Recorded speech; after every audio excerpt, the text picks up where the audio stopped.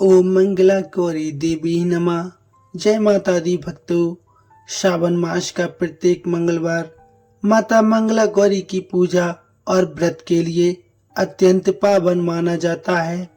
इस दिन सुहागन स्त्रियां अखंड सौभाग्य, सुख शांति और वैवाहिक जीवन की मंगल कामना हेतु माता गौरी का व्रत रखती हैं। माता गौरी न केवल शिव जी की अर्धांगिनी है, बल्कि श्रद्धा, शक्ति और स्नेह की जीवन प्रतिमा भी है। तो प्रत्येक श्रावण के मंगलवार को रखने वाली व्रती को माता मंगला गौरी की पावन कथा का स्मरण अवश्य करना चाहिए। तो आइए प्रिय श्रोताओं, आज हम इस वीडियो में सुनेंगे माता मंगला गौरी की पावन कथा। आइए श्रद्धा और भक्ति से हम माँ के चरणों में अपने मन को अर्पित करें और इस दिन को पूर्ण फल देने वाला अवश्य बनाएं। हे शिव बाबांग निवासिनी शक्ति स्वरूपा माता गौरी, आप सौभाग्य की अधिदात्री हैं, सुख समृद्धि की दात्री हैं। जैसे आपने कठिन तप कर शिव जी को प्राप्त किया, वैसे ही हमें अपने जीवन में प्रेम, संयम और संतुलन का वरदान दीजिए।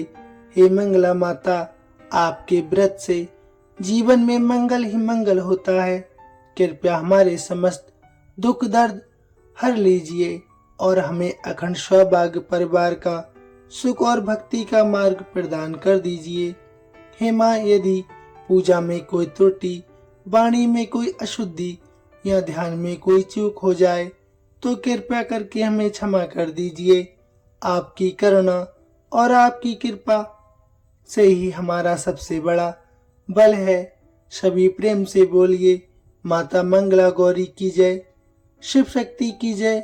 मंगला गौरी व्रत की पौराणिक कथा के अनुसार एक बार की बात है, एक छोटे से गांव में एक साहूकार अपनी पत्नी के साथ रहा करता था। साहूकार बहुत धनवान था। उसके घर में धन या सुख समृद्धि की कोई भी कमी नहीं थी, लेकिन फिर भी वह, उसकी पत्नी संतान न होने के कारण बहुत दुखी रहा करती थी।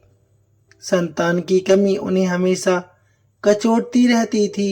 एक दिन की बात है, उस साहूकार के घर में एक साधु महात्मा आए। साहूकार ने उनका खूब आदर सत्कार किया और उन्हें अपनी समस्या, अपने दुख के बारे में भी बताया। साधु महात्मा ने साहूकार की पत्नी को सावन महीने में मंगलवार को किए जाने वाले मंगला गौरी व्रत करने की सलाह दी। साथ में पूजा विधि के बारे में भी संपूर्ण जानकारी दी। इसके बाद साहूकार की पत्नी ने सावन के महीने के पहले मंगलवार से ही मंगला गौरी का व्रत और पूजन करना शुरू कर दिया। अब वह हर मंगलवार को विधि पूर्वक व्रत और पूजा पाठ करने लगी। इस प्रकार कई महीने तक उसने ये व्रत किया।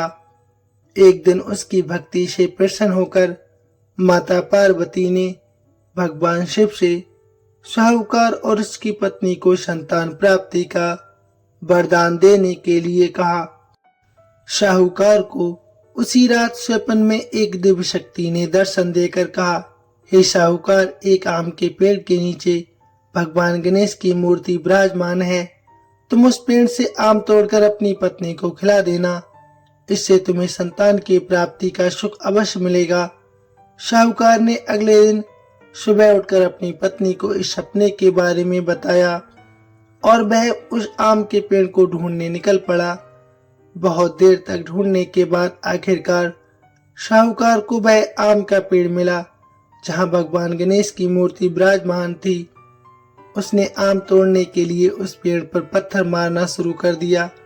पत्थर फेंकने से एक आम तो टूटकर नीचे गिर गया, लेकिन गलती से पत्थर जाकर भगवान गणेश की प्रतिमा को लग गया। इससे भगवान गणेश बहुत क्रोधित हो गए और उन्होंने प्रकट होकर उस साहूकार को श्राप देते हुए कहा, हे स्वार्थी मनुष्य, तूने अपने स्वार्थ के कारण मुझे चोट पहुंचाई है।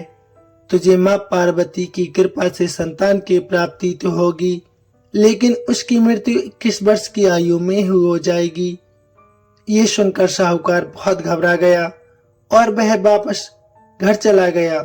उसने फल अपनी पत्नी को खिला दिया, लेकिन किसी को भी इस घटना के बारे में बिल्कुल नहीं बताया।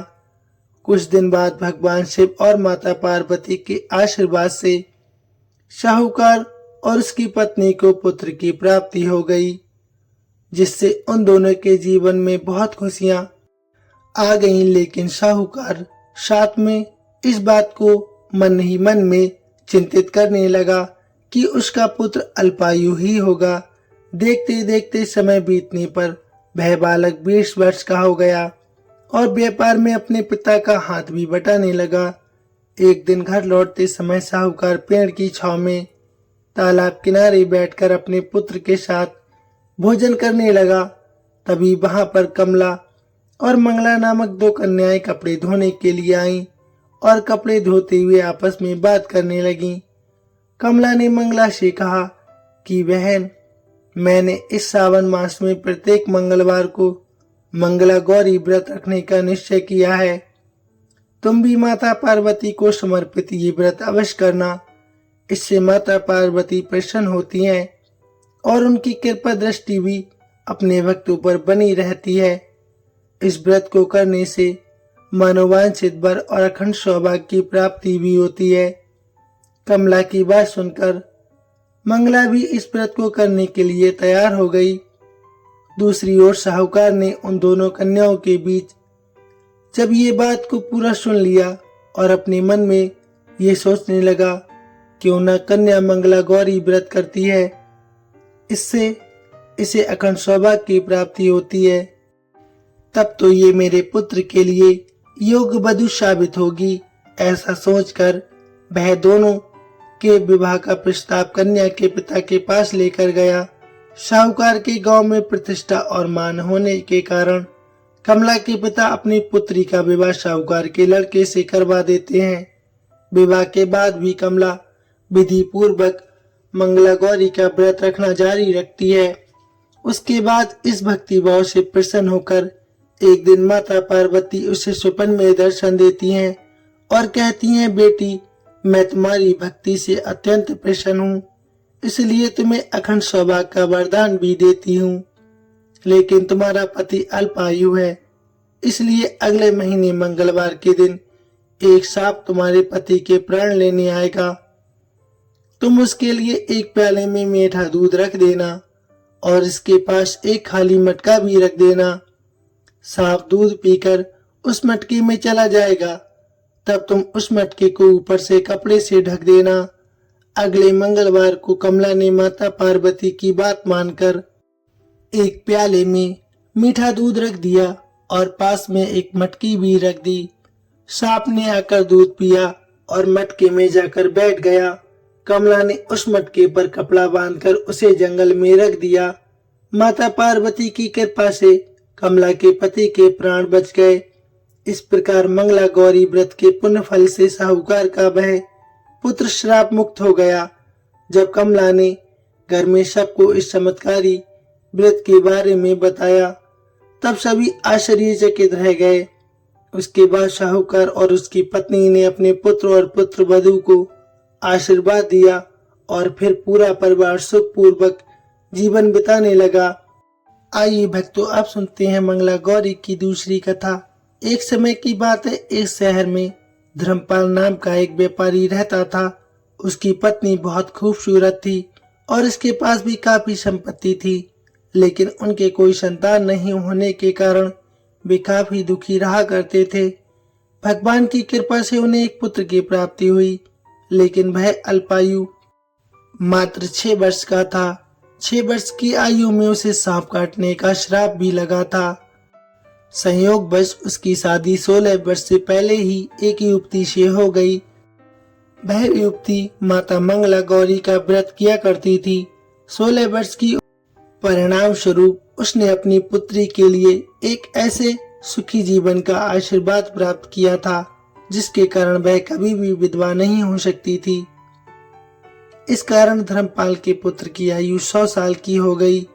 सभी नवविवाहित महिलाएं इस पूजा को करती हैं और मंगला गौरी व्रत का पालन करती हैं और अपने लिए लंबे सुखी और स्थायी वैवाहिक जीवन की कामना भी करती हैं। उनकी मनोकामना पूरी होती है। जो महिलाएं उपवास नहीं रख सकती वह माता मंगला गौरी की पूजा कर सकती हैं। कथा होने के उपरांत आपको क्या करना चाहिए? कथा सुनने के बाद विवाहित महिलाएं अपनी सास और ननद को लड्डू दिया करती हैं। साथ ही ब्राह्मणों को भी प्रसाद दिया जाता है। इस विधि को करने के बाद 16 बाती का दिया जलाकर मां मंगला गौरी की आरती की जाती है। अंत में माता गौरी के सामने हाथ जोड़कर पूजा में किसी भी भूल के लिए क्षमा याचना माता से मांगी जाती है। आप इस व्रत और परिवार की खुशी के लिए लगातार 5 वर्षों तक कर सकते हैं। कहा जाता है माता मंगला गौरी की पूजा आप सदा कर सकते हैं, जिससे आपको माता का आशीर्वाद प्राप्त होगा। आपके परिवार में सुख शांति बनी रहेगी, धन यश का लाभ होगा, साथ ही आपका अखंड सौभाग्य भी रहेगा। तो ऐसे अनोखे व्रत को आपको अवश्य करना चाहिए। प्रेम से बोलिए जय मां मंगला गौरी। वीडियो कैसी लगी प्लीज कमेंट में अवश्य बताइए। साथ ही लाइक शेयर अवश्य कीजिए, चैनल भी सब्सक्राइब कर लीजिए। आपका बहुत धन्यवाद होगा। जय मां मंगला गौरी। धन्यवाद भक्तों।